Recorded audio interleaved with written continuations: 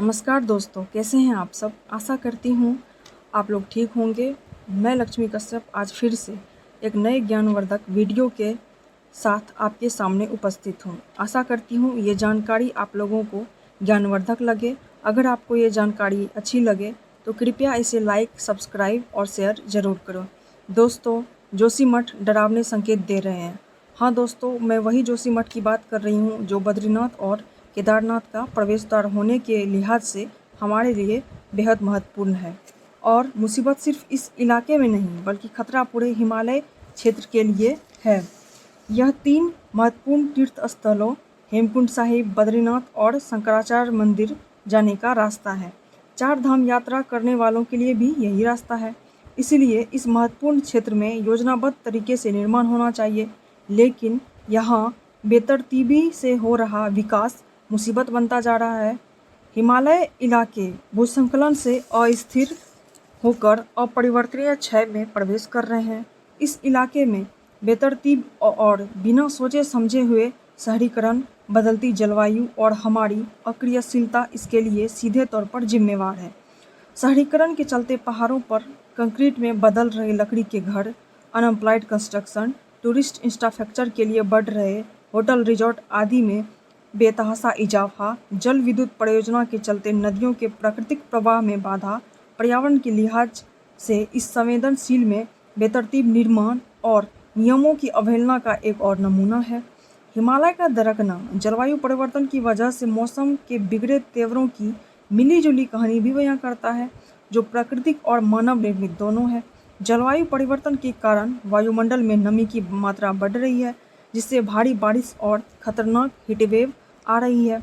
इस साल उत्तराखंड ने पिछले 2 महीनों में चरम मौसम की स्थिति का सामना किया है। देहरादून में 9 जून से 20 जून तक लगातार 11 दिनों तक तापमान 40 डिग्री से अधिक रहा।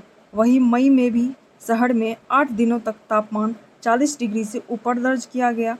मुक्तेश्वर में मई में कम से कम 5 मौकों पर तापमान लगभग 30 डिग्री रहा, जो पहाड़ी इलाकों में हीटवेव का संकेत है। जलवायु परिवर्तन के कारण बढ़ते तापमान और लंबे सूखे की अवधि ने जंगलों में आग की घटनाओं को भी बढ़ा दिया है। जून में जहां अधिकतम तापमान ने रिकॉर्ड तोड़े, वहीं जुलाई में मूसलाधार मानसूनी बारिश ने बाढ़ और भूस्खलन की स्थिति पैदा कर दी। 1 जून से 10 जुलाई तक उत्तराखंड में कुल बारिश 228.6 मिमी दर्ज की गई, जो सामान्य 295.4 मिमी से 11% अधिक है।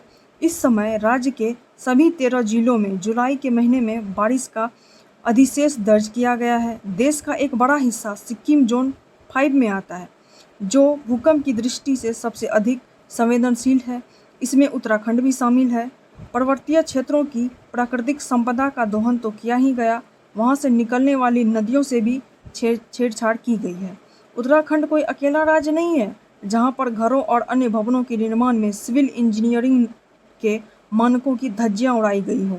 उत्तराखंड जैसी ही कहानी हिमाचल की भी है। पर्वतीय क्षेत्र में किए जाने वाले अंधाधुंध निर्माण को लेकर पर्यावरणविदों एवं वैज्ञानिकों ने बार बार आगाह करने की कोशिश की, लेकिन न तो वहाँ रहने वालों ने और न ही स्थानीय सरकारों ने इस बारे में कोई खास तवज्जो दी। दोस्तों, अब आप समझ सकते हैं कि जलवायु परिवर्तन कैसे हम इंसानों के लिए, जानवरों के लिए और पृथ्वी के लिए खतरनाक होते जा रहे हैं।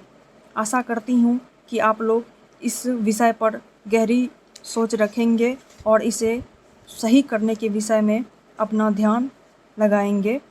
धन्यवाद।